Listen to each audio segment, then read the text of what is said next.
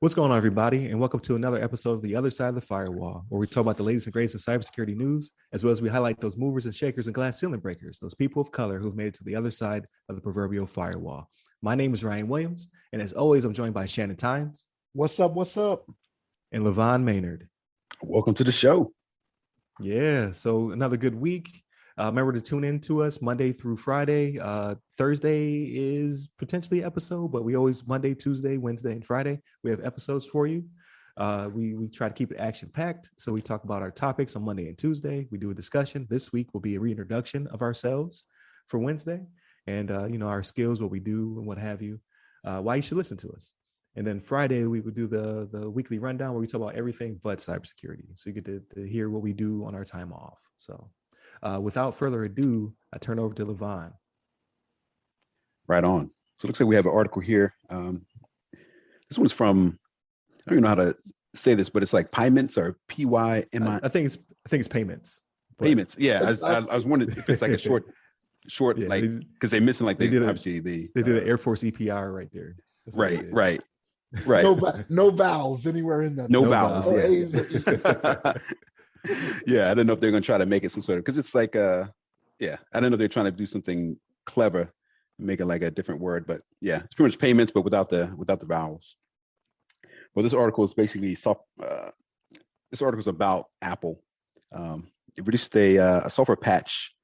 I guess the article's title is Apple software patch is an indication of intensifying cybersecurity arms race.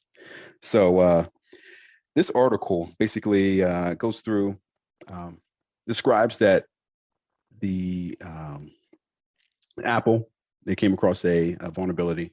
They released an emergency software patch on Monday, September 13th, after researchers at University of Toronto's Citizen Lab uncovered a security flaw that could allow hackers to secretly install spyware on Apple devices through iMessage without users' knowledge. Basically, it looks like the researchers found that the advanced form of the spyware from Israeli security firm NSO Group called Pegasus can eavesdrop or steal data once it is installed on an Apple device, prompting an urgent need to protect close to 2 billion Apple products in use worldwide that have been exposed to the spyware since at least March. So yeah, this is like a big, I guess a big vulnerability that they found. Being able to basically take control of the entire device. It's pretty much get full, like, I guess, admin rights to the device. And I think they indicated in the article that that it was actually where was it at? There was yes, right. In the statement on USA Today, Ivik Kristik, head of Apple security engineer and architecture, said Apple immediately developed and deployed a fix to iOS 14.8 to protect our users after identifying the vulnerability. This kind of attack they describe, saying that it's basically like it's really sophisticated, highly sophisticated, costs millions of dollars to develop, often have a short shelf life, and are used to target specific individuals.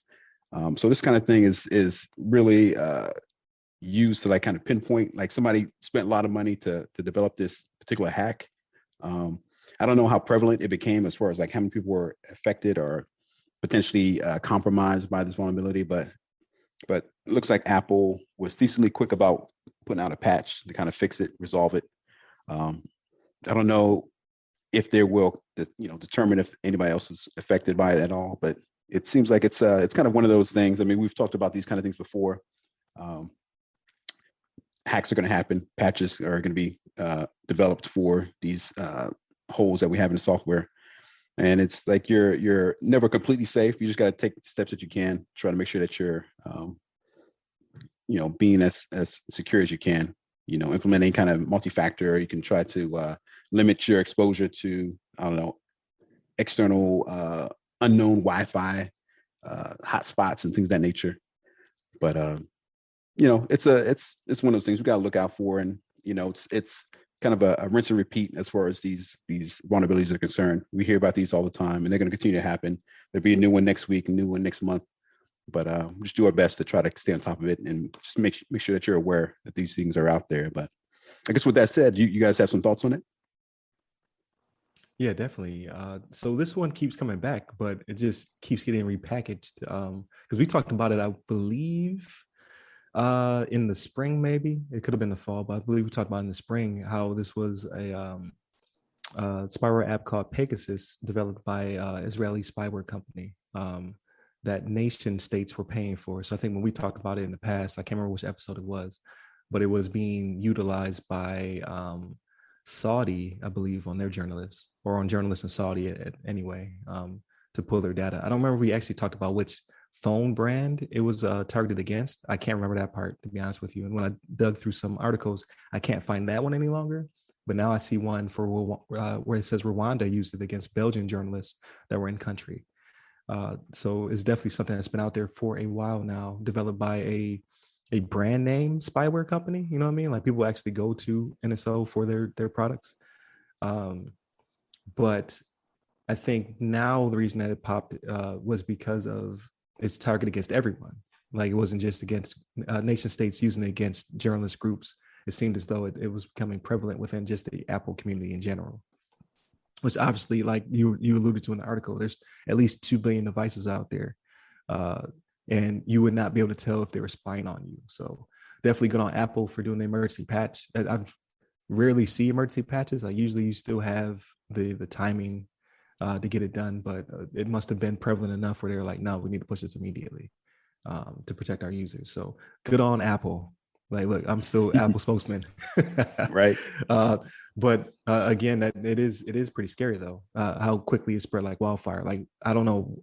It doesn't allude to how that was done. Like, was it actually targeted against all phones, or did it somehow spread to the larger community? That is not being talked about. But before I take all the good pieces, I'm gonna give it to Shannon. So out of those 2 billion devices, you have like half of them though, Ryan. Like when you sent the list of everything, I was being targeted. They're looking for Ryan Williams. I'm sure of it because you have half of the devices. So the reason this is kind of scary to me, right? Well, the reason it is scary, there's no kinda to it, is that there is no preventing this. Like all they have to do is send the text to your phone and that's it. You don't have to click on a link. So all that stuff we teach people, right? All that cybersecurity stuff that we teach users that we work with or customers or whatever, like it goes around all of that. You don't have to click on a link, right? You don't have to verify it's from a qualified sender. That text shows up on your phone and then they're in there. That's all there is to it, right? There's no way to block that text from getting to your phone. I mean, blocking it maybe, but you don't know the number it's going to come from, right? You're going to block everything except for what's in your contacts, maybe. You know what I mean? But I don't even know how you would do something like that. Like you would just block everything that's not a, whatever the area codes are. I don't know how you would do that for your phone. That's the scary part to it. Now, a little bit of a saving grace to it though is that this isn't something that spreads once it gets to you. Like I cannot spread this. It has to be directed to me, right? By what I was reading in the article. So it would have to be that someone sends it to my number and then they have me, but like I cannot spread it on. Like it's not like it gets in there, infects my address book and then goes out to everybody like that, right? Like viruses tend to do. So that's a little bit of a saving grace for it. But when this came out, man, I'm gonna tell y'all, I'm gonna tell our listening public out there, when this came out there, I got at Ryan a little bit. I was like, look, man, you brought me over to Apple, and this seems to happen like every other week now. Like, what is going on? I think it's you. You brought this to us. You right. We need to get you out of here. I am the Trojan horse. I can tell you now. I am the Trojan horse. You know what I mean? I had to beg LeVon to take me back. I was like, hey man, can I come on back home? You know what I mean? What's going on? Yeah,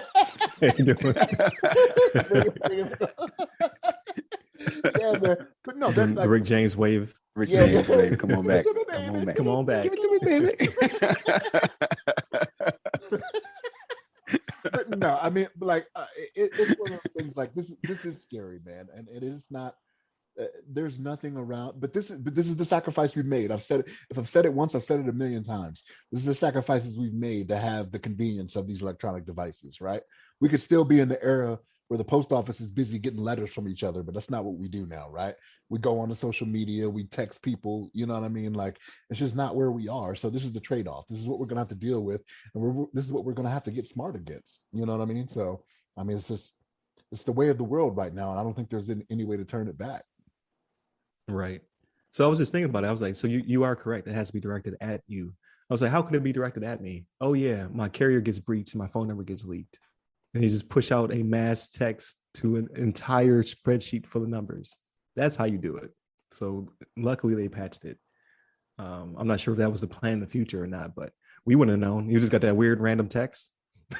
You'd be like, that's weird, and not responded. And now you got it. Now they're looking through your pictures, right, or whatever. Like they had full access, I believe, without your knowledge, which is crazy to me. But again, like this stuff.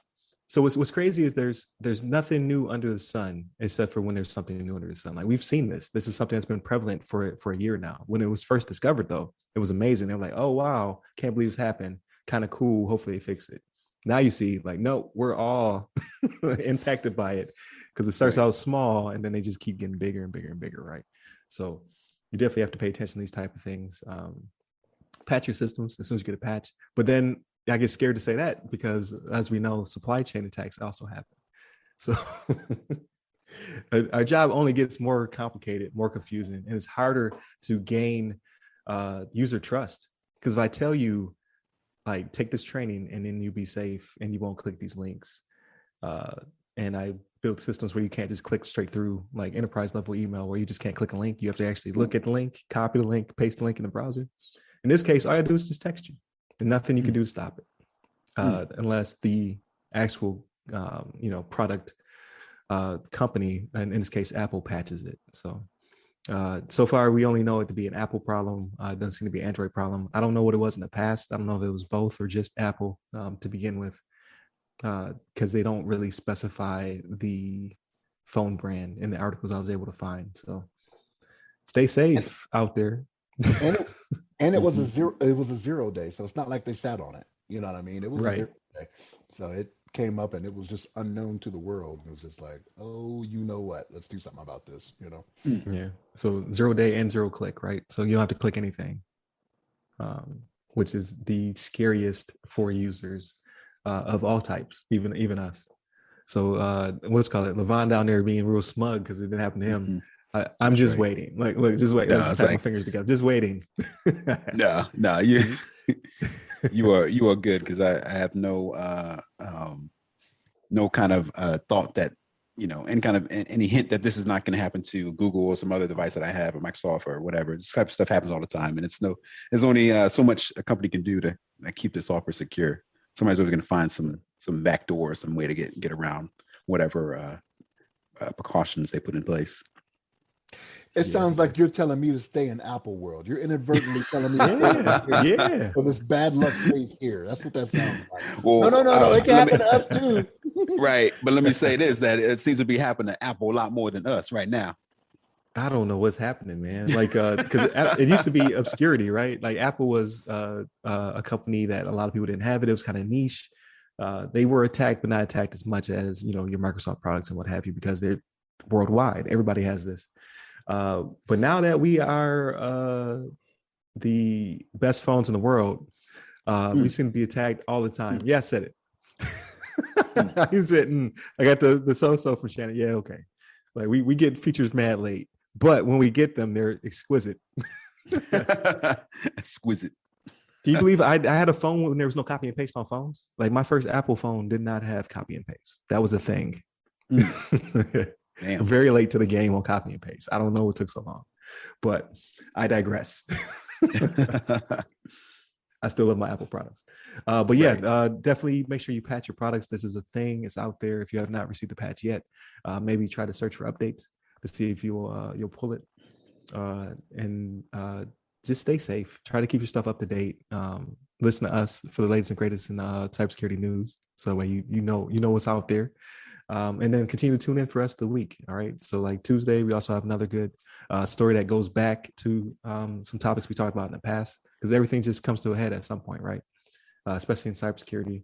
And then Wednesday is the reintroduction. So if you want to know more about us and what we do, on a regular basis and why you should listen to us. That'll be Wednesday. And then Friday, of course, be the rundown. We'll talk about everything else out there that we've been doing. So make sure you hit up the website at www.theothersideofthefirewall.com. Thank you to Shannon and LeVon. It's always a great conversation. Thank you to all those who are out there listening, both audio and video. Make sure you hit the video up because we do funny stuff in the videos that we don't always describe. So watch that video as well. But like, share, subscribe, and hit us up on all our social medias. You can hit me up personally. I'm at RyRy Security Guy. That's RYRY Security Guy. I'm on LinkedIn, Twitter, TikTok, and Clubhouse. And you, LeVon? Yeah. Hit me up on the Twitters at LeVon Maynard. There it is. Make sure you hit up our social accounts. We're very social. Appreciate it. Stay safe. Stay secure. Take care.